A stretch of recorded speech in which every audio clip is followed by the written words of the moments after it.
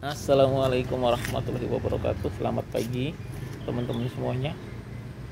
Oke, kali ini kita akan bahas mengenai jambu suwimi kepala teman-teman. Nah, kebetulan dari polybag baru saja kita pindah ke pot 40 teman-teman ya. Oke.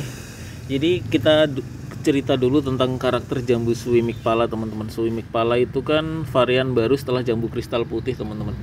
Jadi biasanya kalau ada varian baru, varian lama itu cenderung turun, cenderung dicuekin gitu ya. Pokoknya kalau ada yang baru, yang lama pasti ya gitu deh ceritanya ya, selalu dianaktirikan atau kadang-kadang harganya turun atau pesenannya jadi turun teman-teman. Nah, itu biasanya yang ada di sekitar kita. Nah, oke. Nah, saya cerita tentang suwimi kepala ya. Ini kita pakai pembibitan cangkok dari pohon sendiri teman-teman ya. Jadi kita nanam karena kita nggak punya lahan, jadi kebanyakan kita tanam di pot teman-teman. Teman-teman bisa lihat di sebelah sana ya. Nah, itu jadi udah berbuah 2 kali, nah baru kita cangkok teman-teman. Jadi ini memang pembibitan dari kita sendiri. Nah, dari awalnya memang indukannya itu saya hanya belinya online teman-teman. Ada berapa ya? Ada 4 kalau nggak salah. Lalu kemudian saya tanam, dan itu prosesnya lama sekali teman-teman ya. Entah mungkin perakaranya belum terlalu banyak, atau efek dari perjalanan hingga mungkin stres ya. Jadi lama sekali itu proses pertumbuhannya, lama sekali teman-teman ya. Kemudian akhirnya setelah berapa ya, hampir 1 tahun ya, bisa berbuah, kemudian kita panen, kemudian selang berapa bulan berbuah kembali, lalu kita cangkok. Nah, kita cangkok itu kemarin di video-video saya sebelumnya saya udah cerita juga ya teman-teman ya. Hampir semua ranting kita cangkok karena gemes ya. Biar produksinya banyak, tapi ternyata itu memberikan efek di bagian ranting bawah ini hampir tidak berkembang. Dan saya pikir wah, ini efek juga ketika semua batang kita hampir tidak kita sisakan teman-teman, jadi full kita cangkok. Nah, ini ternyata juga menjadi sebuah masalah tersendiri ya. Jadi kadang-kadang ya kita juga belajar sih, sambil senang hobi nanam sambil belajar juga teman-teman. Nah, akhirnya ketika kita habis potong-potong, barulah terubus muncul tunas-tunas baru. Jadi memang makanan yang diserap sama akar dikirim ke daun untuk dimasak, itu dimakan sama si si cangkok yang dicangkok tadi teman-teman, karena kan kebutuhan nutrisinya pasti banyak, sehingga tidak ada pertumbuhan vegetatifnya itu terhambat. Nah, seperti itu teman-teman. Nah, setelah kemudian habis kita potong, baru kemudian tunas-tunas barunya bermunculan gitu. Karena kan memang kalau medianya di pot kan pasti terbatas ya teman-teman ya. Nah, kemudian kita cangkok-cangkokin, ada 7, semuanya hidup, kita taruh di tempat yang memang teduh ya, dan kebanyakan media tanamnya itu tanah, tapi tetap kita pantau, akhirnya bisa berkembang teman-teman. Akhirnya bisa berkembang. Jadi memang ya rumit sekali. Jadi analisa saya, suwimi kepala ini perakarannya lama ya, maupun baik kita cangkok maupun kita tanam, itu pertumbuhannya agak lama. Tapi ketika sudah berkembang, nah itu cepat sekali teman-teman, cepat sekali. Nah, itu karakter suwimi kepala. Levelnya memang masih lebih mudah suwimi kepala dibanding farang ya. Dibanding farang lebih mudahan suwimi kepala sih. Farang lebih sulit lagi berkembangnya. Nah, jadi memang kemarin karena ini stok lama ya, SP suwimi kepala pembibitan cangkok.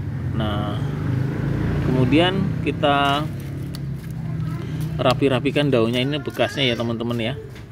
Nah, kemudian ini ada ranting baru, ini saya nggak tahu nih, ini emang harusnya dibuang saja sih. Jadi ini ada 2 ranting utama, kemudian ini ada batang utama ya, kemudian ada ranting, dan ini bagus banget sih teman-teman ya. Nah, bagus banget. Kemudian akhirnya dari polybag saya pindah ke pot. Kemudian kalau teman-teman nanya kan biasanya pupuknya apa gitu, kita masih pakai media tanam ya antara sekam, tanah sama kohe, dan kebanyakan ini berat sekali teman-teman, jadi kandungan tanahnya bagus, banyak maksud saya. Kalau komposisinya bebas sih, cuman memang ini mungkin 2-1-1 kali ya, jadi kandungan tanahnya sedikit lebih banyak. Memang dari awal ketika habis turun cangkok kita kasih bakaran sisa-sisa bakaran itu ya teman-teman, abu lah. Nah akhirnya jatuhnya seperti ini.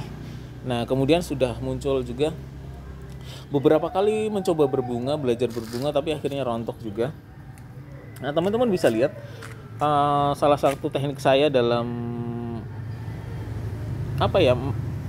tabu lampot adalah selalu saya pangkas.